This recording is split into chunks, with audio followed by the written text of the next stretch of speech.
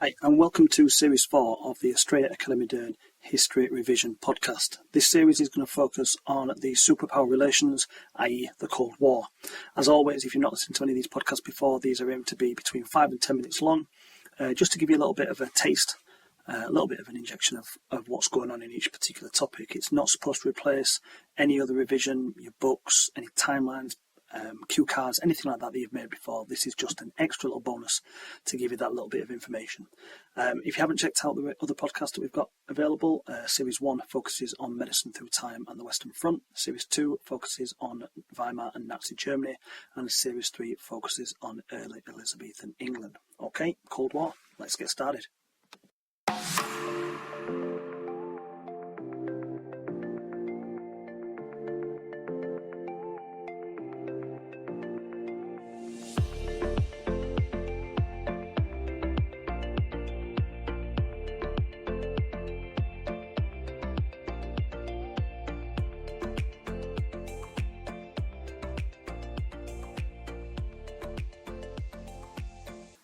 So this is episode 3 of the Cold War, and we'll focus on the 1960s. Now, what I think I'm going to do is I'm going to split the 1960s into two sections.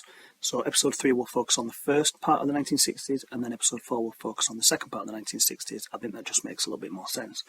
I'm going to focus on 3 key events. Now, these key events are integral to the Cold War and how the Cold War will develop over the next 10-15 years after they occur. So the first event is known as the Bay of Pigs, or the Bay of Pigs invasion. And actually it starts in the 1950s, in 1959, with the Cuban Revolution.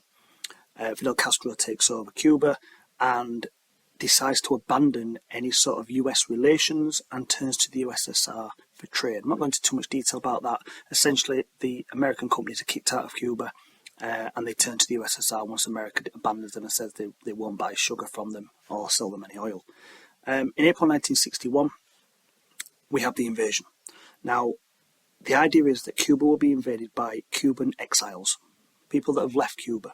They were trained by the CIA, and they even took an old American plane and disguised it as a Cuban plane to try and fool them. So the idea being that if it all goes wrong, well, this was just a lot of people from Cuba going back and trying to take back Cuba and go back to how it was. And America could deny any knowledge of what was going on, or certainly deny any involvement at all. It doesn't go the way it's supposed to go. First of all, the plane is recognised straight away as an American plane, so they know full well America are involved in this. Castro is full aware of the invasion that's coming, and so has 20,000 troops waiting for the invasion. The Cuban exiles, their numbers are around 1,400. So it's 1,400 against 20,000. It was only ever going to go one way. So, complete humiliation technically for the CIA, I suppose, as the Cuban exiles surrender quite quickly. There are 3 consequences of what come from the Bay of Pigs. First of all, American and Cuban relations are completely over. There's no chance of a reconciliation between those two nations. After this, Castro comes out and says, you know what, I'm communist. I'm not capitalist, I'm definitely going to be communist. And the Cuba-Soviet relation therefore gets strengthened because of this. So by trying to stop Cuba, what America have essentially done is thrown them into the arms of the Soviet Union. I'm going to leave Cuba for a bit. I'm going to come back to it in a little bit, but I'm going to leave it because I want to almost keep chronological here. And so the next major event of the 1960s is the Berlin Wall. Now, as I mentioned in episode 2, Berlin has been divided and an ultimatum has been set that Khrushchev wants all Western troops out of West Berlin. He wants West Berlin to join with East Berlin and become part of East Germany because that's where it's located. So in August 1961, Khrushchev decides that the best way to solve the brain drain is to construct a wall. We're going to block off West Berlin all around it. No one's going to be able to get in and out into West Berlin from East Berlin. Key thing to remember here, it is Khrushchev that builds the wall, not Stalin. One of the biggest things that people mix up. The Berlin blockade and the Berlin Wall are not the same thing. Blockade was Stalin, wall was Khrushchev. So 12th of August, a barbed wire fence is constructed around West Berlin to make it quite clear that you are not allowed to cross this boundary. This is eventually replaced by a very heavily guarded wall. Now, the wall is only guarded on the east side, not the west side. The west side, you can walk right up to the wall. People graffitied on it. You can do what you want. You can go right up to it. the east side, is we've got its manned towers, its barbed wire, its landmines, its dogs, its snipers. You are not allowed to get anywhere near the east side of this wall. By October 1961, Berlin's completely cut off. It takes them 2 months to completely cut West Berlin off, from the rest of Germany. So the aim is to stop East Berliners from crossing to West Berlin, because once they're in West Berlin, they can then get into West Germany, and from West Germany into France, to Britain, to America, and leave communist Germany.